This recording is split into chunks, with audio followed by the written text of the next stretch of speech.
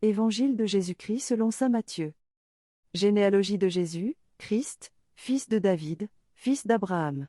Abraham engendra Isaac, Isaac engendra Jacob, Jacob engendra Juda et ses frères, Juda, de son union avec Tamar, engendra Pharès et Zara, Pharès engendra Esron, Esron engendra Aram, Aram engendra Aminadab, Aminadab engendra Nasson, Nasson engendra Salmoné, Salmoné, de son union avec Rahab, engendra Bouz, Bouz, de son union avec Ruth, engendra Jobed, Jobed engendra Jessé, Jessé engendra le roi David. David, de son union avec la femme d'Uria, engendra Salomon, Salomon engendra Roboam, Roboam engendra Abia, Abia engendra Acha, Acha engendra Josaphat, Josaphat engendra Joram, Joram engendra Osias, Osias engendra Joatam, Joatam engendra Akaz, Akaz engendra Ézéchia, Ézéchia engendra Manassé, Manassé engendra Amon, Amon engendra Josia, Josia engendra Jéconia et ses frères à l'époque de l'exil à Babylone.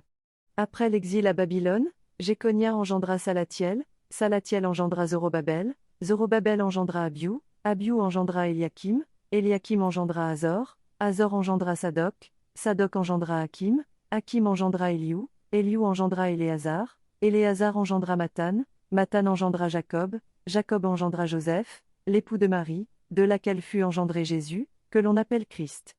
Le nombre total des générations est donc: depuis Abraham jusqu'à David, 14 générations, depuis David jusqu'à l'exil à Babylone, 14 générations, depuis l'exil à Babylone jusqu'au Christ, 14 générations. Voici comment fut engendré Jésus-Christ. Marie, sa mère, avait été accordée en mariage à Joseph, avant qu'ils aient habité ensemble, elle fut enceinte par l'action de l'Esprit Saint. Joseph, son époux, qui était un homme juste, et ne voulait pas la dénoncer publiquement, décida de la renvoyer en secret.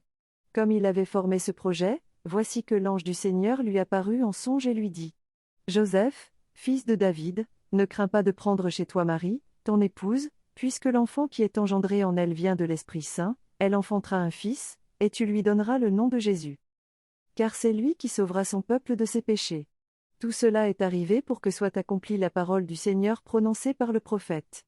Voici que la Vierge concevra, et elle enfantera un fils, on lui donnera le nom d'Emmanuel, qui se traduit « Dieu avec nous ». Quand Joseph se réveilla, il fit ce que l'ange du Seigneur lui avait prescrit, il prit chez lui son épouse, mais il ne s'unit pas à elle, jusqu'à ce qu'elle enfante un fils, auquel il donna le nom de Jésus. Acclamons la parole de Dieu.